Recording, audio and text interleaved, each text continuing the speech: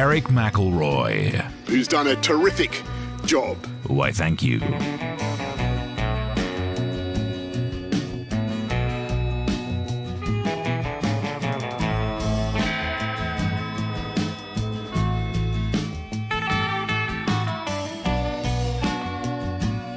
Comics in Quarantine Solving Problems with Stephen Allen and Erich McElroy.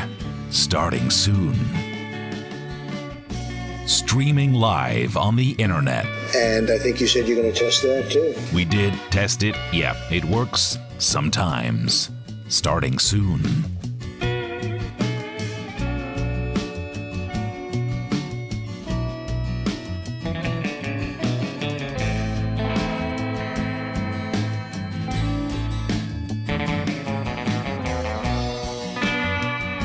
Comics in Quarantine Solving Problems with Stephen Allen and Erich McElroy. Starting soon. Doing online shows. For much longer than I would have liked. Suit yourself.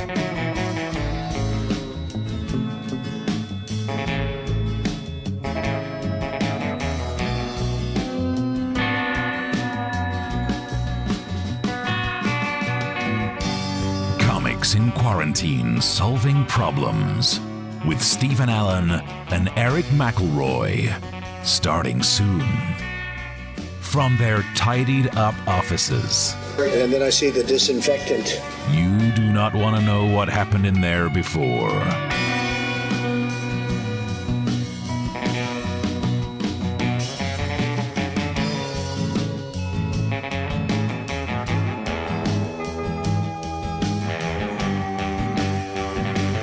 In Quarantine Solving Problems with Stephen Allen and Erich McElroy. Starting soon. Answering the questions from you, the people of this country. If you email them in comics@somenews.co.uk or tweet at Mr. Stephen Allen or at Erich McElroy.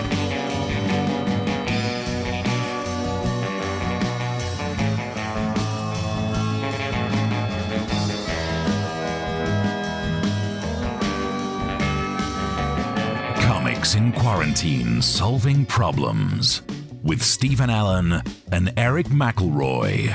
Starting soon. Starting soon. In a minute. 1 minute. Well, maybe a bit longer than a minute, but soon. Soon.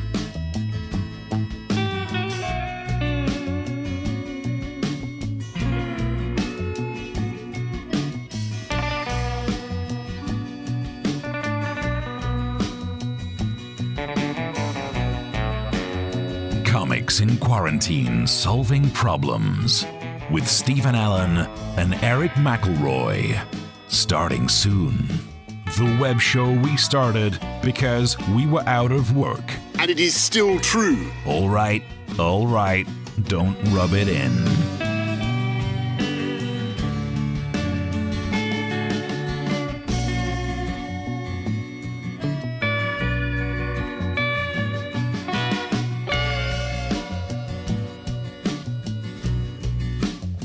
Comics in Quarantine Solving Problems with Stephen Allen and Erich McElroy.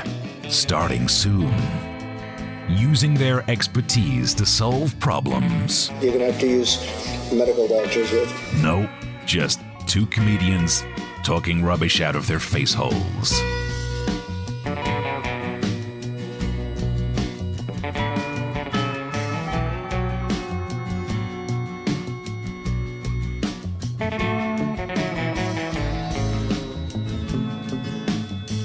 Comics in Quarantine Solving Problems with Stephen Allen and Erich McElroy.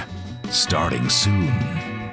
Lockdown 2020, giving Stephen Allen and Erich McElroy bigger compassion, time to write. And guts. Hell yeah. You've shown and are continuing to show. Only when we stand up on webcam.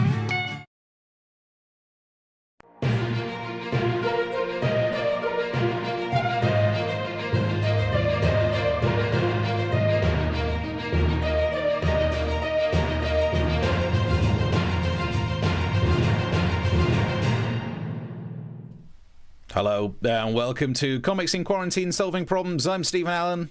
And I'm Eric McElroy. Welcome to the show. This is the twice-weekly presentation by myself and Mr. Steve, where we, as comics in quarantine, solve problems. Mm-hmm. You can see what we did there with the title. We really went to explain it there. But basically, it's where myself and Steve, we will cover the day's news. We will cover all the news that is fit to be covered or uncovered, but not too far uncovered. I mean, it's not quite a family show, but it's close enough. Nowhere near a family show. Nowhere near a family show. Never mind. Kids we've seen some of the swear words in today's. It depends. If you've got a family like Trump's, this might be appropriate, based on what we're learning from the hints of his niece's book. But anyway, we solve the problems. If you want to send them to us, and we cover the news, and that's basically how the shizzle goes. Mm-hmm. You can comment during the show as it happens. You can donate to the show as it happens as well. You can buy us a drink. The link's down there. And Steve is going to kick us off with some amazing breaking news. It's been a big week for me in many ways. Not only for people who've been watching previous episodes, the beard's been growing nicely. Previously, I've done a joke about having a hair clip in it and it sticks out and looks obvious. Now the beard is so big, the hair clip wasn't even visible all along. That's how bad things are getting. That's like magic. It's amazing. I mean, if the comedy thing doesn't kick off, you could start doing magic, Steve. You could just hide stuff in your beard. Thank you for all the people voting on what the next beard should be on the way down as well. So it's going to be a big week for me. But I'm still reeling from the news that caught me out. And this is about Pret. 30 of the stores could well be closing. They're not going to reopen them. It's putting jobs at risk. So much to cover here because I've got an odd relationship with Pret. Okay. And to tell you this story, we need to go right back to the beginning. And that beginning is explaining some of the features of how comedy works. Eric will tell you, because he's worked with me for long enough, I love a joke where the punchline is revealing a situation that was hidden previously. Okay, yes, you do. He spots these all the time. In fact, I was speaking to someone on the phone on the weekend describing it as you have a presumed context which you don't correct, you then add greater detail about the content, then reveal the context, which then makes you reconsider the content you just heard with hilarious consequences. And the guy on the phone said, that's all very well, but are you going to order a pizza or not? Classic example of what I'm talking about. So see how we did that? Years ago, masterful. That was pretty good. I might take that as a clip. Surely I could lecture. Years ago, I always enjoy a punchline that is, and that's why I got banned from wherever, right? That kind of punchline. There was a thing in the news about the naked diet. The theory was that if you eat when naked, because you get to see yourself, you don't eat as much, and it's a good reminder of the things that stop you from wanting to eat. So I did a tweet about that and said, look, I did the naked diet. It did help me lose weight, but it also got me banned from Pret. Classic Steve. Thank you. A few weeks later, Pret get in touch and ask for my address because they want to send me some press pack or something, right? And then genuinely, and here's a picture of it, what actually arrived was a card that included a gift card and a card saying, hi, Stephen, please don't eat naked in our shops. Have a very Merry Christmas. Love from Pret. Nice. Well played, Pret. Well played.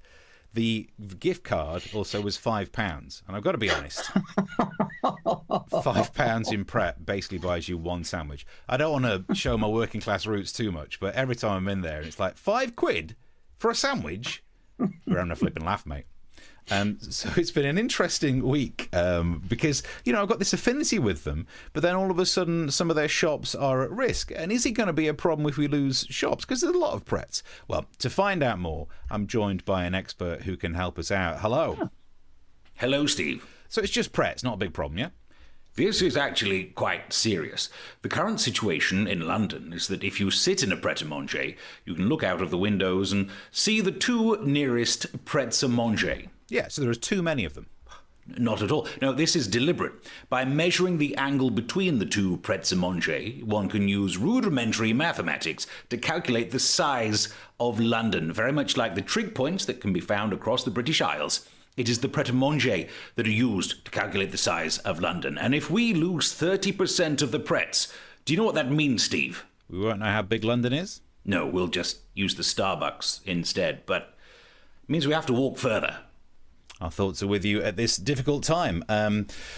Interesting expert that he's managed to grow a grey moustache over a grey and ginger beard.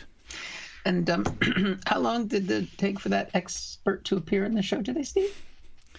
Might have taken most of my prep time for today's show just to make that bit. as you'll tell later in the show, when there really should be some other fake things that I've filmed, and I have not, because I did not get around to it, because I did that. It was good, though. That was good. Can you do me one with, like, bunny ears? If I do, like... Yeah. The Easter bunny bit? We'll get round to that. If we're still doing this show in Easter, we will definitely be doing that sketch. We won't be doing anything else, that's for sure. So look, Pret's, are you going to miss Pret? Do you go to Pret a lot? I do like in the morning, I like their egg and bacon rolls, which they only serve in the morning, and they're quite good. And at the airport, you can get the ones that are double long, because apparently when you're out at Pret, just like normally, you can only have the little one. But when you're at the airport, you need the big one. So explain that to me, Pret. Where's my 5 pounds? Yeah. And then I fell out with Pret. So we got another reason for me to not be getting on with them. They were famously in the news where they give coffees away to attractive people. Yep. And I have ranted about this many a time. No, it is exactly what is wrong with society. Attractive people already have enough things going for them. Firstly, they're attractive. Secondly, people are just going to give them free stuff anyway because they're attractive. And I still to this day say, Pret, here's what you did wrong. You should be giving away drinks to unattractive people because it'd cheer me up. If I walked in a Pret with this face, which is, mainly hidden these days, but I went in there and then I got given a coffee, I'd be like, that person thinks I'm ugly, but I'm a little bit happier. All it would require is the smallest of change from that to you change one letter, boom. Nice. And I'd go in Pretaminga. It would be my go-to place. Was that the other half of your day? That was making that sign. Yeah, but let's go back to the Pretaminga. So look at the CGI on that. Look at that. That is incredible. Look at that. Look at that. You brand it. But then the other thing, before we go away, look, it is sad that we'll be losing them. How are we going to cope? Because you might not be able to get your Pret sandwich. And a lot of people said, look, Steve, you do this regular feature on your highly viewed and critically acclaimed streaming show with Eric McElroy. You do Steve's Kitchen. We've been in my kitchen a few times. People want to know, can I help you make a Pret sandwich at home? Yes, I flipping can. Hi, guys. Today, I'm going to be showing you how to make that Pret-style sandwich in your own home. Let's crack on. Take 2 slices of bread. I'm using wholemeal because I enjoy doing a poo. You will want to put quite a lot of butter on it because, well, I'm afraid that's what makes it taste good. I'm making a ham sandwich, so we're going to need plenty of sliced ham. Be quite liberal with it. Chop some tomatoes. I do think that when you're using tomato, the key to make the flavour really pop is to season. A little bit of salt, a little bit of pepper. For the green part, you could go for lettuce, but today I'm going for a rocket. You want to go authentic Pret, you've got to do the triangular cut. That's how they do it. And there we have it. A Pret-style sandwich. Now you might be thinking, Steve, that's just a normal sandwich. To make it officially feel like you're in Pret, just take £4, fucking bin it. That's how you do it. Nice. Where'd you find a Pret sandwich for £4? Do you know why? Do you know why that video has me throwing £4 away and not 5? You can probably guess, can't you? You haven't got £5. I didn't have £5 in the house. Remember when we used to be cash rich? We used to work in an industry that still paid cash. Remember that? We used to work. Yeah, God, I remember work. Right, so thanks for some of the comments coming in on this. Mark Randall, he's watching this, says, good evening, chaps. Sharon says, OMG. I think that was for the big hair reveal on the beard. Oh, yeah. Yeah. That was pretty impressive. Then Beat Goes On says, smooth, Steve. Very smooth. I think it was the reveal. Yeah. Mark says, eating naked at Subway is a bad idea. Seeing all of those footlongs. Nice. Oh, tricky. Eamon says, what have I walked into? It's very difficult to explain what this show is. Very difficult.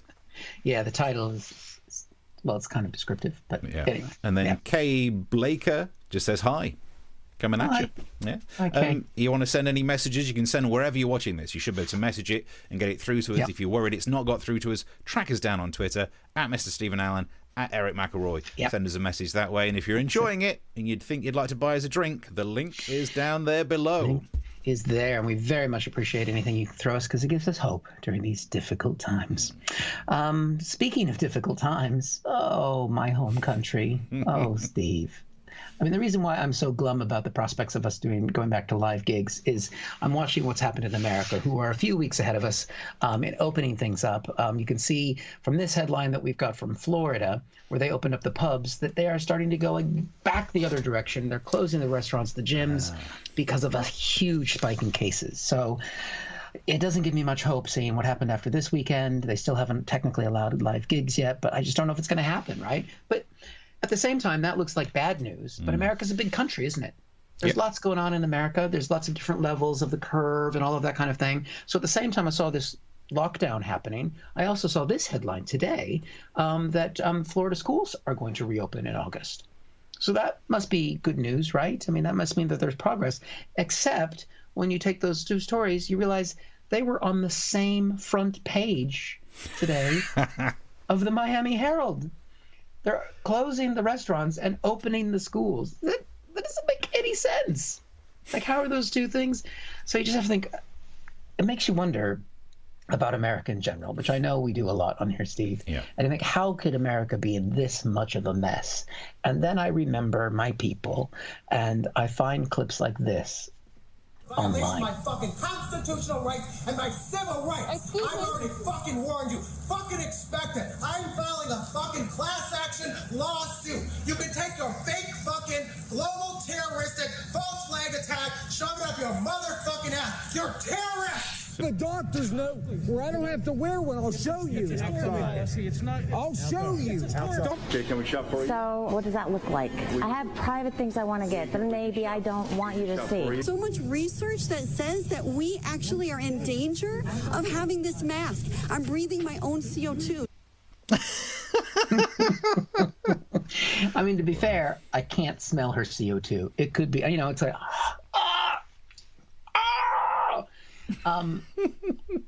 that's just a small collection of the fucking idiots that we're dealing with, Steve. Can you say one of my favorite bits in there is when the guy said, I'm filing a class action. Yeah. I think you can't do that on your own. That's the definition of a class action, mate. I think the voices are there, and they're with him. We can't wear the mask. Why can't we wear the mask? I don't know. We might breathe our own breath. You know, having a doctor's note, that's always helpful. That always worked for getting out of trouble when you're in school. Yeah, that was a good one. That was a good one. And then, you know, the lady who's worried about buying the privates. I don't know what kind of thing. I don't know what kind of store she was going into. Yeah. I don't know if it was a what's the one where they buy the ladies, the pretty ladies things. Wait, what are you talking about? What one where you do what? Where you buy the lingerie, little Victoria's Secrets, maybe. Asda lingerie section. Although you can buy a vibrator at Sainsbury's, but that's because our Sainsbury's is a mega store. It's an electric toothbrush, Eric. Is that all you need? That's what it was. Just plug the replacement heads on it. Good God. No wonder I still got that thing stuck in here. Anyway. That's not where I planned on taking this bit. But there we go. Now, when I watch all those people, I am like, oh my God, no wonder America. I mean, these people, maybe they need to go back to school. That's what it's for. But I did do a deep dive into finding examples of people that won't wear masks. And I did find this beautiful, beautiful gem. Hello, boys and girls. It's your boy Vinny here. Today, I'm here to talk about a challenge. You know what it's called? It's called Take the Fucking Mask Off Challenge. That's what it's called. Because you know why? Fucking they ain't doing nothing for you. You're gonna spend fucking $10 on some loincloth on your fucking face. I mean, honestly, what the fuck does it fucking matter? What the fuck? What the fuck does it fucking matter? What does it fuck? Hey, what are you doing? Huh? What the fuck does it matter? Oh my God. Is that what Adam Sandler's doing these days? I don't know if he's a real. I mean, if he's a comedian, I think he's real because the guy he had 45 followers, subscriptions on YouTube, which isn't bad, and about half a dozen videos, and they were all hilarious. His views on Star Wars are worth looking up alone. He was not happy with some of the choices that they made in the last film. Let me tell you that. That's not a fucking Jedi. What am I talking about here? So, whilst he is dumb as fuck, it does give me hope. I don't know why. Hope of what? I don't know. What the fuck? Huh? I love it at the start when he had the mask on, which was clearly just like a napkin over his face. Yeah. And I thought he was going to do like a really bad ghost impression. Basically, it's like a ghost from Brooklyn. Like, hey, I'm haunting in here. I'm ghosting all over the place. Hey, wait, I come over there and knock the ghost out of your hand. It's beautiful. It's a beautiful thing. My kind of people. Right, some messages coming through. Colin says, being from Seattle, Eric, do you stay faithful to Starbucks or have you defected to Aldi own brand coffee? I have been here a long time, and I have kind of gone off the Starbucks, I'll be honest with you. I'm a Cafe Nero guy these days. Really?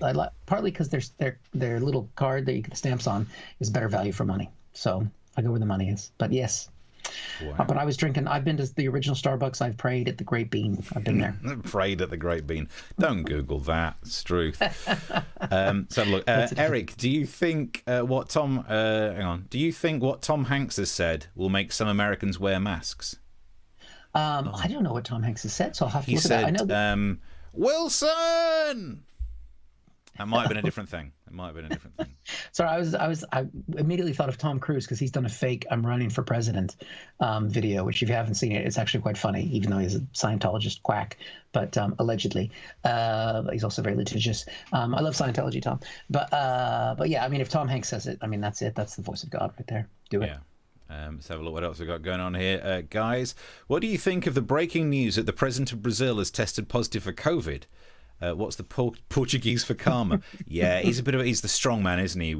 He once described it as a little flu. He said coronavirus is a little flu. And to prove how manly he wasn't wearing a mask, very much like your fellow Americans.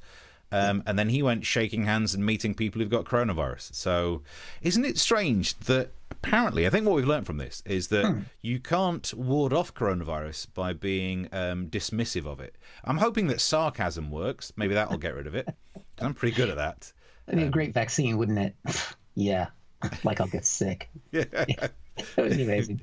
If you got the vaccine, I've already taken that. Actually, there was a survey that says 33% of people in the UK won't take a coronavirus vaccine if it comes out. So I guess there's going to be more space. Exactly. Yeah, so when you're laughing at the Americans that I just made fun of without the mask, think about the Brits that aren't going to do vaccines.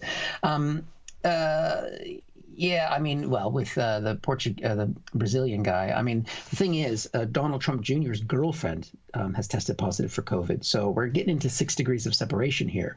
So getting close. Getting close to Donald. Although Bolsonaro says he'll be fine because he's an athlete, or he used to be an athlete, and he's still staying fit. So it'd be interesting if Donald Trump cashes it to see if he's athletic. He has the same body mass index as an athlete, if one were to consider sumo to be athleticism. So we'll see. Interesting We'll times. see what happens there. Yes, well, and thank you very much for those of you who've dropped a drink in the old joke pit there. So if you'd like to do that as well and contribute to keeping us alive and fit, as it were, we very much appreciate your donations, and thank you for throwing them our way. Excellent stuff. Yeah, the link's below. And speaking of getting a drink, that's what happened on the weekend. We promised we'd talk about this. The latest update is that 3 pubs have already closed after positive tests because on the weekend happened. People were like, "Oh, yay, let's go and get a bivvy." And then it started to spread the coronavirus already. I mean, look, I don't know how many people went to pubs on the weekend. I don't know how many people ordered a Corona and thought it was hilarious. Probably quite a lot. Oh God, I bet that happened a lot. Probably, yeah. Imagine the bar staff. Yeah, great. But these are a picture of some of the scenes from Saturday.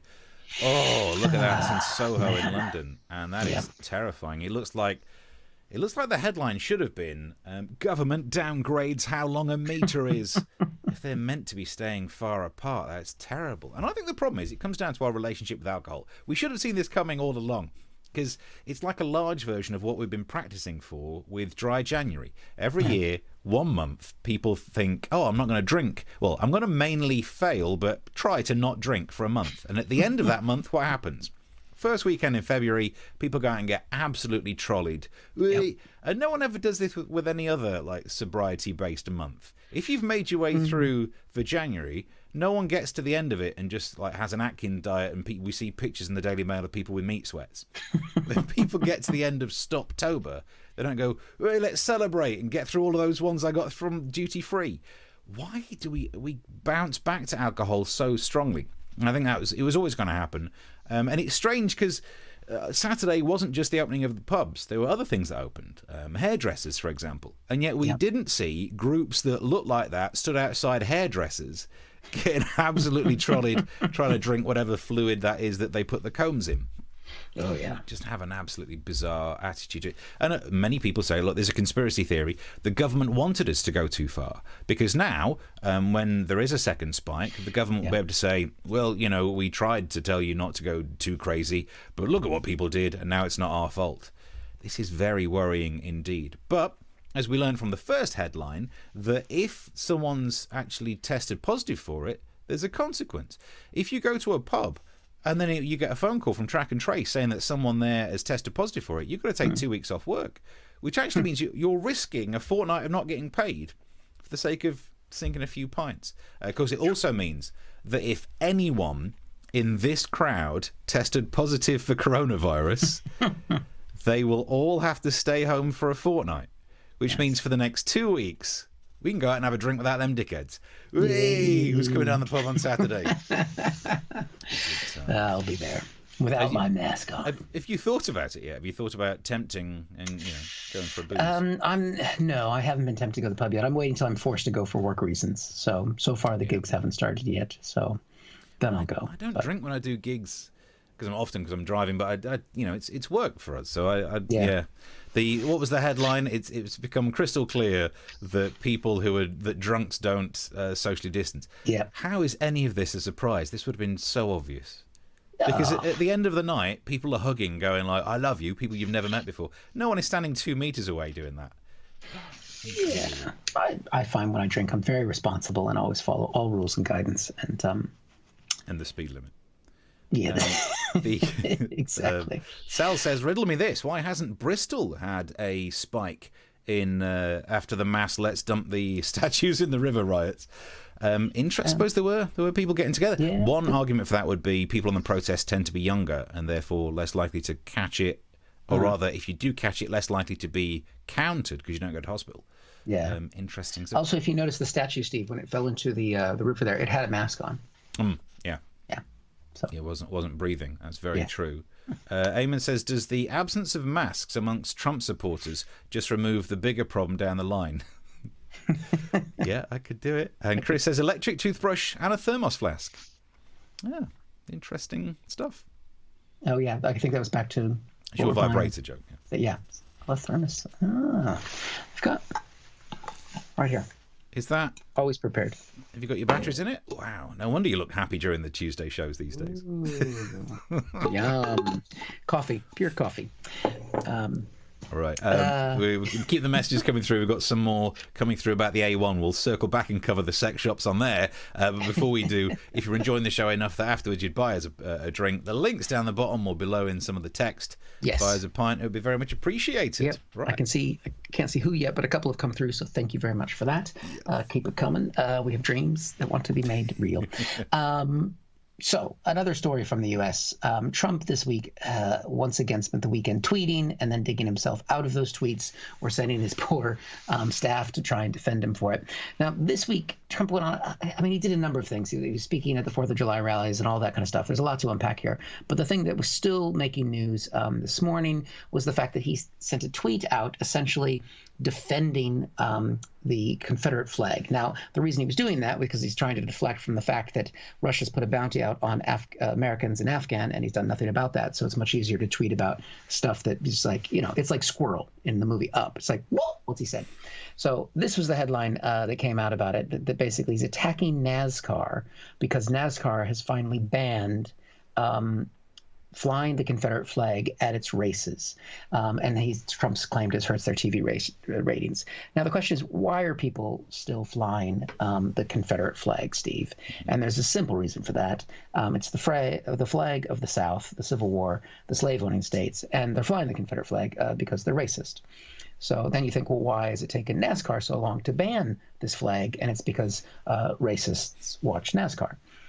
It's very simple. Good logic, yeah. Yeah, good logic. Have you ever watched it? NASCAR? NASCAR, no.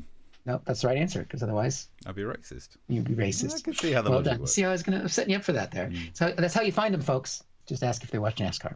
Now, so Trump attacked them for taking the flag down. You think that's an odd thing for the President of the United States to defend the Confederate flag, so that left his press secretary trying to clean up the mess. And here she is. First one, why is the president so supportive of flying the Confederate flag? At the very end, the ban on the flag was mentioned in the broader context of the fact that he rejects this notion that somehow NASCAR men and women who go to these sporting events are racist. Does he think NASCAR made a mistake by banning the Confederate flag? So he said I spoke to him this morning about this, and he said he was not making a judgment one way or the other.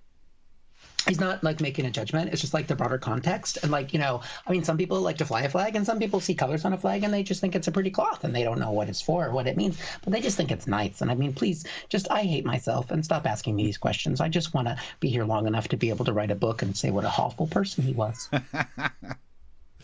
Now, the thing is, you think it's clearly a racist symbol. I mean, even the state of Mississippi has voted to take it off its flag. Mississippi, as in Mississippi burning, as in Mississippi. They voted this week to take the Confederate symbol off of their state flag.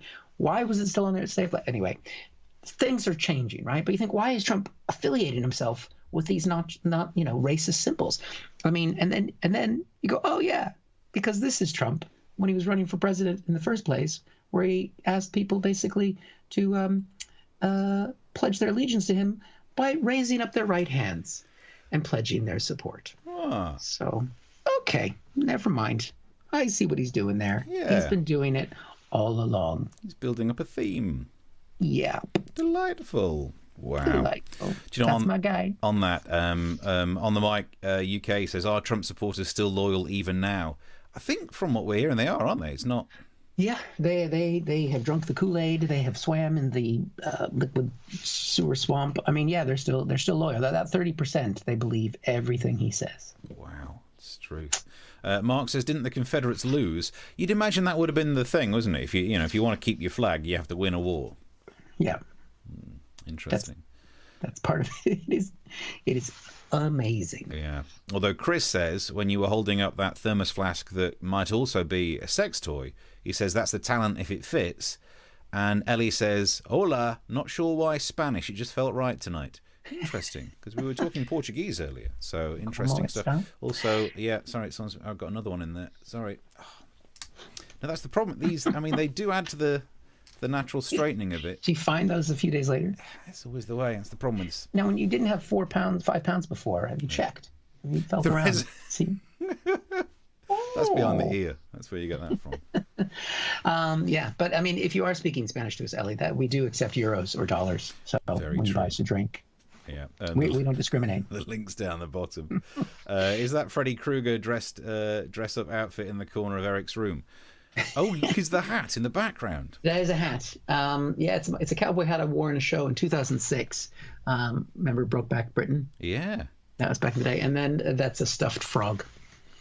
You don't throw a lot of stuff out, do you? I don't. No, I save everything. Okay. Keep the comments coming, and if you've enjoyed the show in any way, buy us a drink in any denomination down the bottom. Only the current ones. Go for Italian lira or whatever. We might struggle.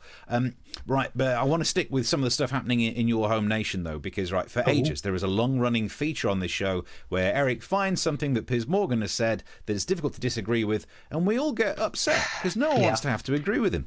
Eric, good news. I've found something you can disagree with Piers Morgan about. Yes.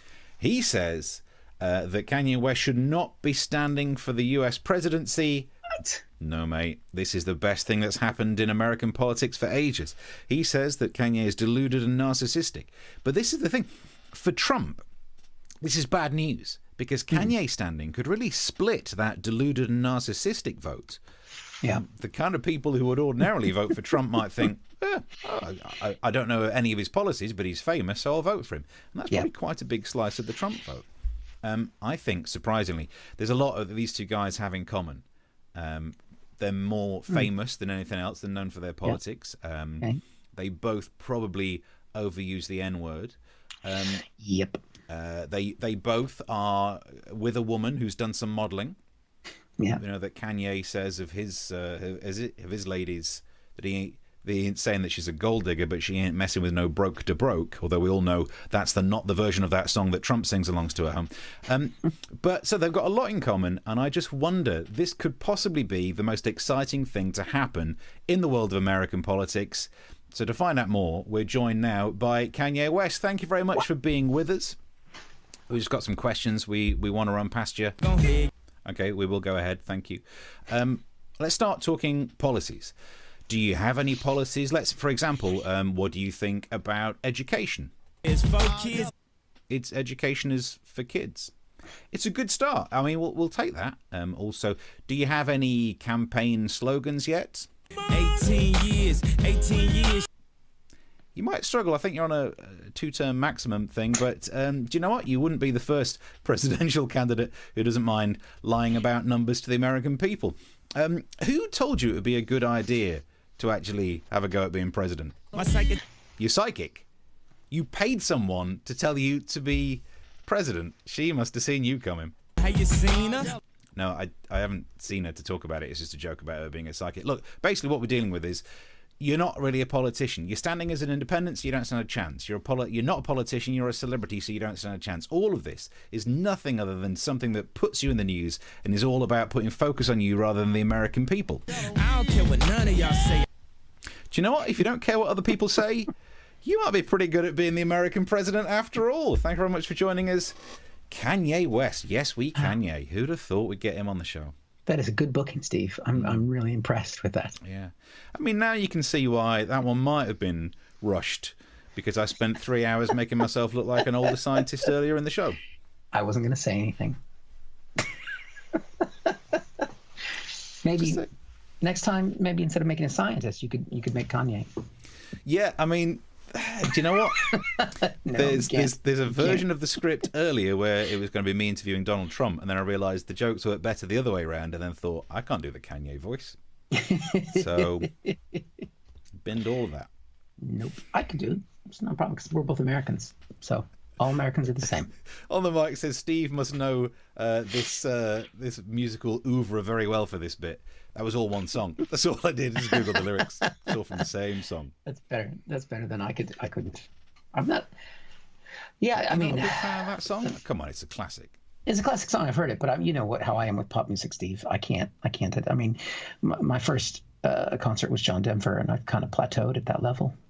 That's why I still got the cowboy hat. I don't think John Denver's going to be president. But yeah, it would be amazing if Kanye gets to be president. It would really show the American dream, because from what I've not done extensive research, but I believe that Kanye might have been a college dropout. And that is also the extent of my knowledge of his musical oeuvre. Well, if we learned anything from Donald Trump's niece today in the headlines, is that Donald Trump had paid someone else to take his university exams. Wow. So there you go. He might be a dropout as well. And he's president. Yeah. So there we go. There we go. So I go through some of the messages. Let's have a look. Oh, we've got loads to try and get through. This is I've noticed on Twitch people hire someone to go through their messages for us. Oh well, but we definitely need you to buy some more drinks if you want. If you want us to get to your messages faster, give us some more money. In terms of speaking Spanish, Mark says "Siata Thank you. Okay. Chris says, I thought it was a Harry Potter sorting hat in the background. Ah, nice. Nice. Remember when I used to do my jokes about looking like Harry Potter? Yeah. Do you remember when you used to look a bit like Harry Potter? God. Thanks. Do you know what? If you want to feel depressed about age, not only did I get a comment earlier on because I tweeted about the beard and someone said it makes you look old, but also to find the picture of the card that Pret genuinely sent to me, because I took a picture of it back then. I had to go through loads of old pictures from like 3 phones ago, and it was me with a face that was just relatively thin, and oh god, I mean, way more hair and just like structure. structure. I know. I know. Those were the days. So if you'd like to buy us money for fillers and transplants, and I've already had the eyes done, but I'll get everything else done. The link's down the bottom. You can follow it there or find it in the text below. Cool. We're already running over, but what we got to talk about? We got one more. Well, I mean, the one thing it kind of leads into us having to beg you guys for drinks is the whole issue of arts funding in the UK. Because even though I've got this American twang, I'm all British now, mate. Oh God, I shouldn't have done that accent. But I'm in, and I'm here, and I'm here for good. And it's been a big question over the weekend. You saw people were tweeting #SaveTheArts, and so the government announced an initiative to help the arts. But that really wasn't the main initiative that was the news this morning. It was this one here that it looks like they're going to give $2 billion for home insulation. Okay. That's a big amount of money. And then what did they announce before that? What they were going to give to the arts, Steve? They were going to give, I think we've got that headline there, $1.5 billion lifeline to struggling arts. Wow. So #SaveTheArts, I'm getting me some insulation. Yeah, like your loft. I mean, my God, insulation is more important to British culture and British life than what we do. That's what that message is, Steve. We could help out there. Maybe we should just start doing gigs in people's lofts. There you go. There we go. Yeah. Well, yeah, we could do that. Remember the one in Farncombe in the Comedy Cavern? That was an upstairs cavern, which is a weird name. Yeah. But that was like a loft gig. We could do that. And that way, when we can say, like, we'll really raise the rafters, we actually could, because we'll be stood on them. And we can just try and see if we can pull them up. Maybe they'll move a little bit. And when you install insulation, it's got all those fibers, so you want to be wearing PPE anyway, because otherwise you want to breathe that stuff in. So, if we could combine the things. Or, I mean, maybe there's just, you're going to need people to sell the insulation. Maybe that's where we can break through, is we can be, hi, I'm here to explain to you why you need insulation. My name is Eric, and I used to be a comedian, but now I will come by your house and make you laugh while I make you feel warm. Do you know, I was thinking we just do the gigs in the loft and then just try and use our own body heat. But you're right, we actually could just put fiberglass insulation down at the same time. Yeah. And we'd just be workmen. We'd be making inappropriate jokes whilst doing some work around the house. Okay. I think since there's $2 billion in that and 1.5 in the arts. By the way, of all the jokes and puns we've just tried to come up with, they've all been knocked into a cocked hat by Sharon, who says, lofty ambitions. Oh. Why did we not think of that? That's brilliant. Buy yourself a coffee, Sharon. Buy yourself a drink. We were trying to think of all the puns there, weren't we? Rafters. I was thinking in my head, attic. What am I going to do with that? I got nothing going on with that. Lofty ambitions. Nailed it. But insulation. How do they have a better lobby than we do? Yeah. Well, this is the thing. So that 1.5 billion for arts isn't for stand-up comedy. It's for galleries and stuff like that. So same deal. Maybe if we want to make money, and we're going to need to, because things are pretty tight for us, we're going to have to start doing gigs in galleries. Yeah. The eerie silence, often punctuated by the sound of footsteps. And then we'll have to do that in a gallery. Hey! See, go back to the beginning of the show and you can see how he talks about jokes that he likes to set up like that. Jeremy says, I knew your careers were lagging. Oh, why is everyone doing better than us today? Oh, oh dear. It's because we saw those headlines and we're depressed. But yeah, I'm sure there's hope. I mean, it's not like all that money's going to go to insulating venues that no one's allowed to perform in. It will be, won't it? Mark says, guys, you could try a rafter new jokes. Rafter new jokes. Rafter new jokes. Yeah. All right, that one's stretching it, Mark. I'm sorry. The bar was set by Sharon, and then everything else went downhill from there. Although I missed a pun earlier on. Keith gets in touch and says, when I did Pret a Minga, he said Pret a Monja. Fair enough. I could have just put rude words in Pret. Next time, guys, we'll post what we're thinking about. You just send us the jokes. Yeah, because I'm going to be spending at least 2 hours making myself look like a scientist or a pixie or whatever else special effects is going to be required. Yeah. So there will be gaps in the show that need some filling. But we are getting to the end of. Thank you again. I haven't had a chance to say the names of people who sent us a drink, but we appreciate that. The other thing we'll ask that you do, if you're enjoying the show, please share it. You can share it on Facebook. It stays up here on the whatever pages you're watching it on. We've got a YouTube channel. You can subscribe to the YouTube channel and share that as well. The shows stay up there. Steve and I both put up little clips of the show throughout the week too. So please tell people about it. We really appreciate that and love people watching, and we just love to share it further. And we'll be back on Thursday at 9 o'clock live in the UK, and then or whatever time it is wherever you are. Yeah, and then keep the messages coming through. If you're following on social media, I'm thinking by Thursday there might have to be some sort of a trim. I don't know if it's going to be the biker look or the. I'm thinking the spaghetti western bandit that just leaves this in. Oh, yeah. I know. Whenever I've had my beard, the best part is the process of shaving it in chunks, and then you get to the stage where you got the porn star, and then you go to the level where you're giving yourself the little Charlie Chaplin. I'm calling that the Chaplin. The Charlie Chaplin. That's what it is. That's exactly what I was going to say. Yeah, good. So I might do. I mean, could you imagine if I actually end up doing the Chaplin? Whichever episode that happens on, it will be the one that you should watch live, because it will get taken down off Facebook and YouTube. Definitely. So much. That'll be our swan song when this is all over. Brilliant. Right, pop it in your diary, spread the links and all that stuff. Thank you very much for the messages. The handlebar is another suggestion. We'll see what we can do. Keep watching the shows and we'll see what happens. Till Thursday at 9 o'clock. Bye. Bye.